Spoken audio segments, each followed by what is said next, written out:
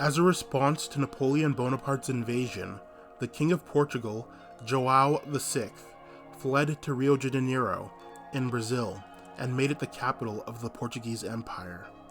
This marks the only time that a European colonial power was ruled from outside of Europe. To make this feel more legitimate, Portugal was renamed the United Kingdom of Portugal, Brazil, and Algarve. As most of the Portuguese nobility remained in Europe, João created a new aristocracy and handed out titles of peerage like candy. He also passed economic reforms that led to unprecedented growth for Brazil. His children were raised in the country, and he became very fond of the beaches of Rio as well as their food. After the defeat of Napoleon, Portugal was occupied by the British.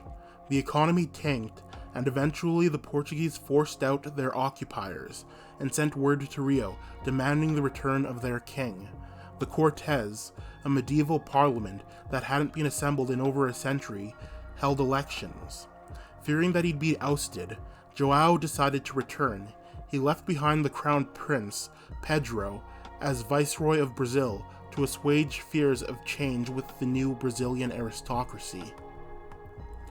The Cortes began passing a series of laws that would return Brazil to its colonial status and undo the reforms made by João. When Brazil was a colony, they were only able to trade with Portugal. João had changed that, allowing Brazil to trade with any other country in the world, including Britain, the wealthiest country in the world at the time. The Cortes wanted to restrict Brazilian trade again.